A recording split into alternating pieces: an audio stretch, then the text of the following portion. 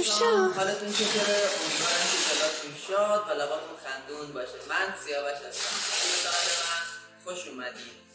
من تصویرم کار جدیدی رو امتحان میکنیم، با هم میریم اونو میبینیم و باهاش آشنا میشیم.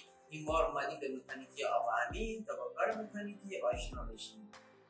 لطفا کانال من رو سابسکرایب کنید، بیزن بزنید تا هر وقت ویدیو جدیدی منتشر کردم ازش مطلع بشید. و اگر از ویدیو رو خوشتون اومد حتما لایک بزنید.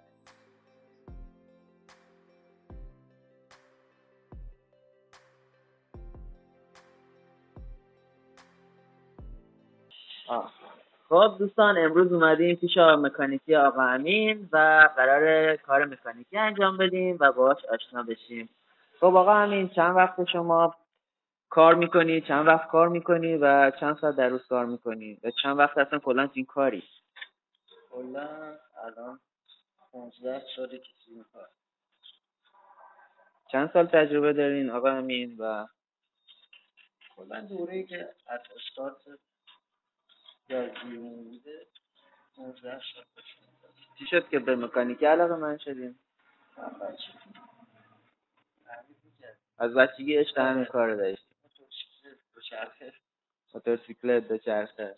همینطور بعضی اومدم تو کار ماشین. الان چند ساله کلا تو این کار هستین؟ به صورت حرفه‌ای که الان 12 سالشه که به صورت حرفه‌ای داریم. 12 سال به صورت حرفه‌ای. چقدر عالی، چقدر عالی. خب ما شروع میکنیم. خب ما الان اومدیم میشه این یکی ماشینه که موتورش بازه و آقا امین هم تشریف آوردن. خب آقا امین، این ماشین مشکلش چیه و چرا اینجوری شد؟ اصلا باعث شد که ماشین واشر بزنه یا اتفاقی که براش افتاده؟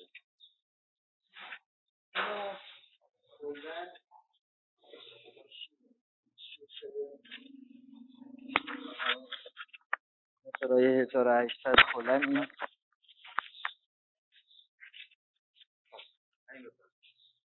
این ماشینای XU7 و کلا ماشینای 1800 همه این ایراد رو دارن که به مرور زمان واشر بزن و واشر ترسیدن بچه. یعنی یه چیزیه که همیشه توشون اتفاق میفته. بعد میشه ازش جلوگیری کرد؟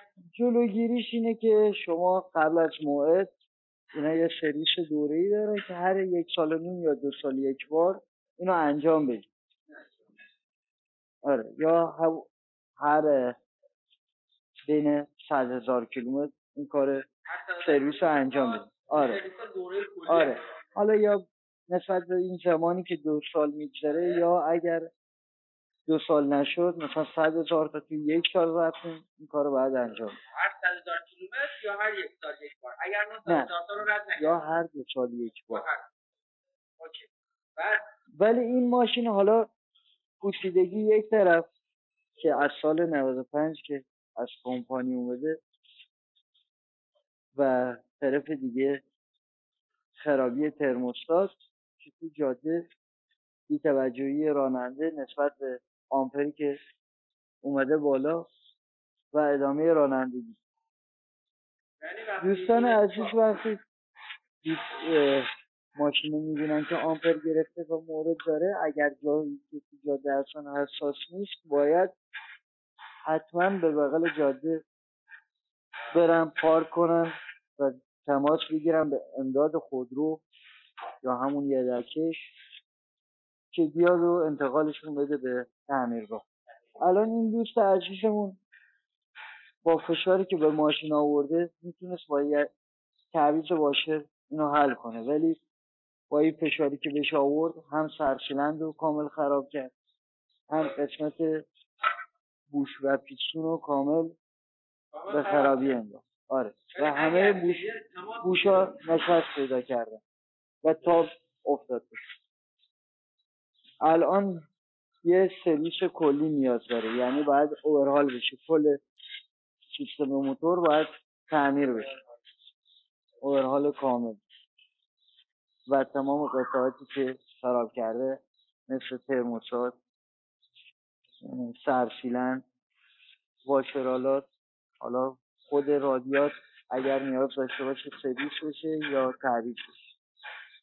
رادیاتور بخاری هم حتی باید سرویس بشه، چون اینا همه چیزایی هستن که به هم وابستن و با مرور زمان باید سرویس بشن. و واتر پمپ که کار اصلی چرخش آب رو انجام میده، باید حتما چک بشه که ایراد نداشته باشه. حالا ما اینو همینطور که مشاهده میکنیم کامل باز کردیم، قطعاتش رو فرستادیم تراشکاری و از تراشکاری برگرده و شروع کنیم به بستن. نمونه‌های دیگه این ماشین هم هست، سمند 1800، پژو 1800، پژو پارس 1800، همه یک موتور داره.